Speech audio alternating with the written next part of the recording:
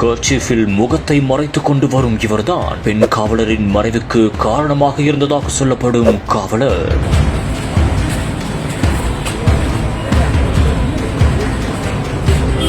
காவலருடனான தொடர்பால் 3 மாத கர்ப்பம் தரித்த பெண் போலீஸ் கலைத்தால்தான் கல்யாணம் என்று மிரட்டிய காவலர்.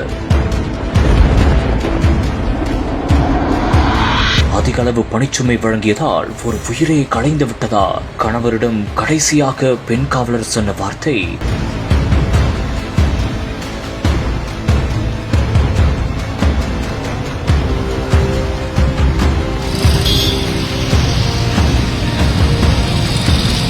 கடலூர் அருகே உள்ள கொங்கராயனூரை சேர்ந்தவர்தான் சோனியா. இவர் சென்னை ஆவடியில் உள்ள ஆயுதப்படை பிரிவில் காவலராக பணியாற்றி வந்துள்ளார். கருத்து வேறுபாடு காரணமாக கணவர் முகிலன் மற்றும் பிள்ளையையும் இவர் பிரிந்து வாழ்ந்து வருவதாக கூறப்படுகிறது. இந்த ஒரு சமயத்தில் கடந்த சில தினங்களுக்கு முன்பு சொந்த ஊரான கொங்கராயனூருக்கு வந்து 4 நாட்களுக்கு முன்பு முகிலனை செல்போனில் தொடர்பு கொண்டதாகவும் மேலும் தன் மகளை பார்க்க வேண்டும் என்று அவர் கூறியதாகவும் தெரிகிறது. இதையடுத்து அவர்களை சந்தித்த பின் கடைசியாக ஒரு முறை முகிலனிடம் செல்போனில் பேசியுள்ளார் சோனியா. அதில் தான் விஷம் மறந்து விட்டதாகவும் மகளை நன்றாக பார்த்துக் கொள்ளும்படி கூறியதாகவும் கூறப்படுகிறது. இதனால் பதறிப்போன முகிலன் உடனடியாக உறவினர்களுக்கு தகவலும் தெரிவித்துள்ளார். அவர்கள் சம்பவ இடத்திற்கு விரைந்து சென்று அவரை மருத்துவமனையிலும் சிகிச்சைக்காக அனுமதித்துள்ளனர். ஆனால் எதிர்பாராத விதமாக சோனியா பரிதாபமாக உயிரிழந்ததாக கூறப்படுகிறது. இந்த சம்பவம் தொடர்பாக போலீசார் தீவிரமாகவும் விசாரணை செய்து வந்துள்ளனர். அப்போது உயிரை மாய்த்துக் கொள்வதற்கு முன்பு பல திடுக்கிடும் தகவல் வெளியாகியுள்ளது. சென்னை ஆவடியில் பணிபுரிந்த தனக்கு அங்குள்ள காவலரான ராஜு என்பவருடன் பழக்கம் ஏற்பட்டதாக கூறப்படுகிறது.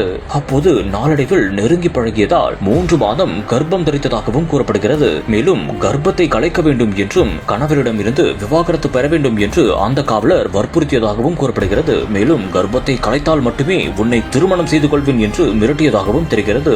மேலும் உயரதிகாரிகளிடம் இது குறித்து புகார் அளித்த போது ஒருதலை பட்சமாக அவர்கள் விசாரணை செய்ததாகவும் இவர் குற்றம் சாட்டியிருக்கிறார். இந்த ஒரு நிலையில் அதிக அளவு பணிச்சுமை காரணமாக தனது கர்ப்பம் கலைந்து விட்டதாகவும் அவர் கடிதத்தில் கூறியுள்ளார். காவலர் மட்டுமே காரணம் என்றும் அவர் குற்றமும் சாட்டியிருக்கிறார். இதனையடுத்து போலீசார் சென்னை ஆயுதப்படை காவலரான ராஜுவை அதிரடியாக கைதும் செய்துள்ளனர். இந்த ஒரு சம்பவம் தற்போது பெரும் பரபரப்பையும் அதிர்ச்சியையும் ஏற்படுத்தியிருக்கிறது.